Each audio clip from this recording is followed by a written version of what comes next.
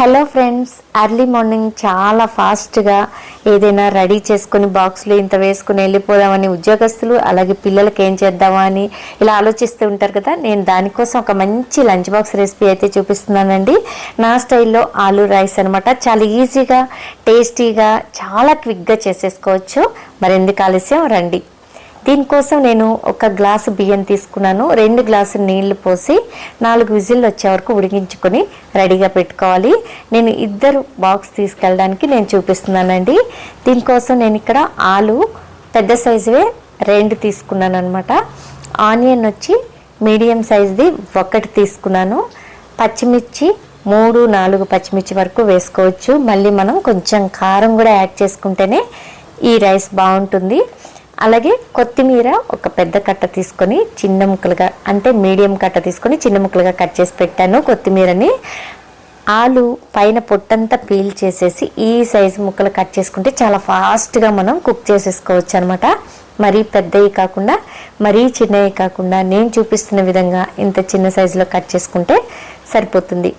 ఇప్పుడు stove on చేసి pan పెట్టుకొని 1 స్పూన్ ఆయిల్ వేసుకుంటే సరిపోతుందండి. నాన్ స్టిక్ ప్యాన్లో చేస్తున్నాను కాబట్టి 1 స్పూన్ వేసుకున్నాను. మీరు మామూలు ప్యాన్లో చేస్తుంటే 2 స్పూన్ల వరకు ఆయిల్ పడుతుంది. దీనిలోకి ఆవాలు ఒక 3/4 స్పూన్ వరకు వేసుకున్నాను. అలాగే జీలకర్ర కూడా ఒక 3/4 స్పూను. దీనిలోకి మినపప్పు వేసుకోవచ్చు, వేరుశనగపప్పు వేసుకోవచ్చు, జీడిపప్పు వేసుకోవచ్చు, పప్పులన్నీ వేసుకోవచ్చు అండి. చాలా కమ్మగా ఉంటుంది.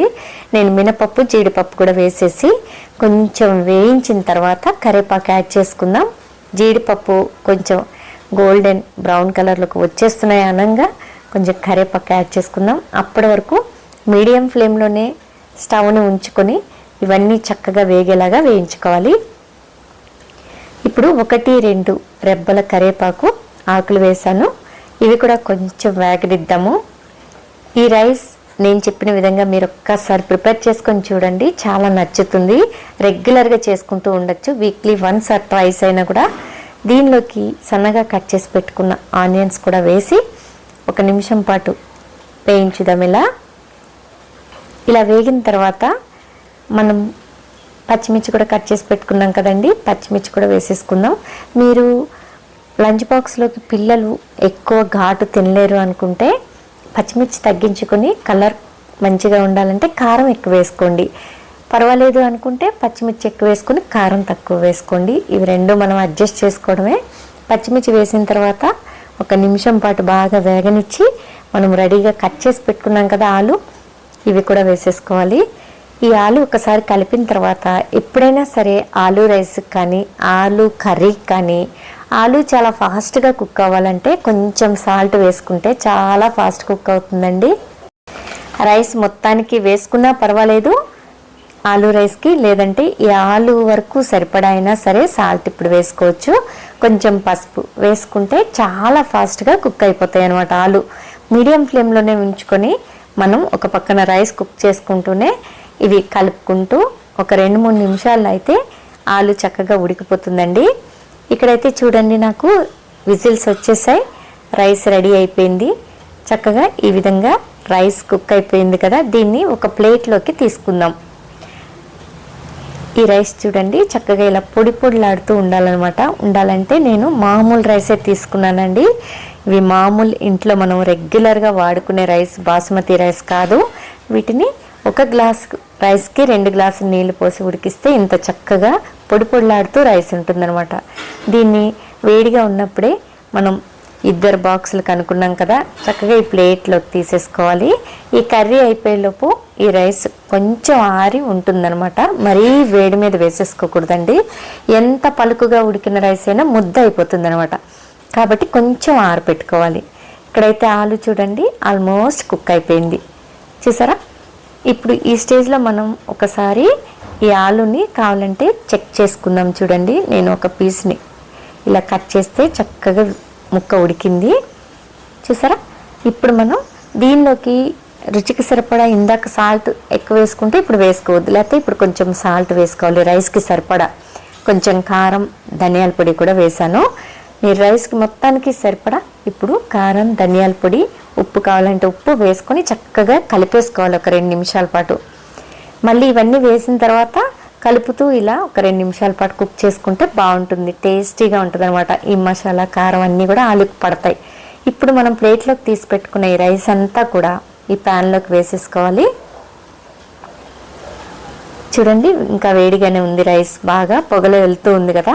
ఈ రైస్ వేసిన తర్వాత ఇట్లా ప్యాన్ పట్టుకుని చక్కగా ఇట్లా ఎగరేయండి.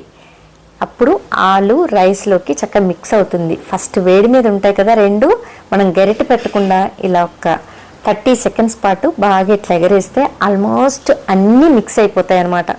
నెక్స్ట్ మనం ఇట్లా గరిటె పెట్టి కలుపుకోవాలి. 1 నిమిషం పాటు హై ఫ్లేమ్లో పెట్టేసుకోవాలి.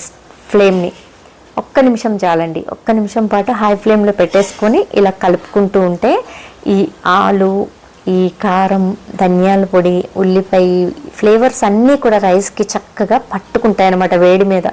అప్పుడు స్టవ్ ఇంకా ఆఫ్ చేసేసుకోవచ్చు. 1 నిమిషం పాటు మాత్రం హై ఫ్లేమ్లో ఇలా బాగా కలుపుకుంటూ చక్కగా కుక్ చేసుకోవాలి. ఇప్పుడైతే మంచి స్మెల్ అయితే వచ్చేస్తుందండి. ఆల్రెడీ చక్కటి మసాలా ఫ్లేవర్తో మంచి స్మెల్, మనం ధనియాల పొడి వేసామంతే అయినా కూడా మంచి స్మెల్ వస్తుంది. ఈ స్టేజ్లో 1 నిమ్మ చెక్క చాలు. మీడియం సైజు నిమ్మకాయ తీసుకుని 1 చెక్క పిండుకోవాలి. అలాగే కొత్తిమీర కూడా చల్లేసుకోవాలి. చల్లుకొని ఇంకా స్టవ్ ఆఫ్ చేసేసి ఒకసారి బాగా కలుపుకోవాలన్నమాట. మనం స్టవ్ ఆఫ్ చేసిన తర్వాతే ఈ నిమ్మరసం పిండుకోవాలి.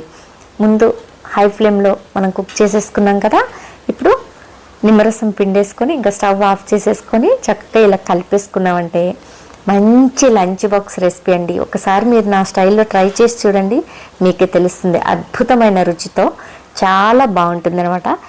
పిల్లలైతే ఒక మెతుకు కూడా వదలకుండా మంచిగా తినేసి బాక్స్ ఇంటికి తీసుకొస్తారు, నాది గ్యారంటీ. మరి ఇప్పుడైతే చూడండి, రైస్ అయితే రెడీ అయిపోయింది. మీరు హాట్ బాక్స్లో పెట్టుకునేట్లయితే ఇప్పుడు పెట్టేసేసుకోండి. లేదంటే కనుక కొంచెం చల్లారనిచ్చి కనుక బాక్సుల్లో పెట్టుకున్నారంటే అసలు పాడవదండి. ఈవినింగ్ వరకు కూడా ఈ రైస్ చాలా బాగుంటుందన్నమాట. ఇప్పుడైతే చక్కగా రెడీ అయిపోయింది కదా, దీన్నైతే నేను లంచ్ బాక్స్లోకి సెట్ చేసేస్తాను. చూడండి, ఇప్పుడు ఇలా చక్కగా మనం బాక్స్లోకి సర్ది మూత పెట్టి పిల్లలకి ఇచ్చేసేయడమేనండి. ఎంత ఈజీగా ఉందో కదా. రోజు రైస్, కర్రీస్ ప్రిపేర్ చేసే బదులు ఇలా చక్కగా రోజుకొక వెరైటీతో లంచ్ బాక్స్ రెసిపీస్ చేసుకోవచ్చు. నేను రెగ్యులర్గా lunch box recipes videos upload చేస్తూ ఉన్నానండి. తప్పకుండా పోరింకీస్ కిచెన్ ఛానల్ని సబ్స్క్రైబ్ చేసుకొని చూడండి. ఇప్పటివరకు నా ఛానల్ని ఎవరైనా సబ్స్క్రైబ్ చేసుకోకపోతే, కొత్తవారు ఎవరైనా ఫస్ట్ టైం నా వీడియోస్ చూస్తూ ఉంటే తప్పకుండా పోరింకీస్ కిచెన్ ఛానల్ని సబ్స్క్రైబ్ చేసుకోమని రిక్వెస్ట్ చేస్తున్నాను. అలాగే ఒక లైక్ ఇవ్వండి. ఈ రెసిపీని మీకు తెలిసిన వారికి షేర్ చేయండి. నచ్చితే వారు కూడా ప్రిపేర్ చేసుకుంటారు. ఈ వీడియో కనుక మీకు నచ్చితే తప్పకుండా ఫాలో చేయండి. Thank you.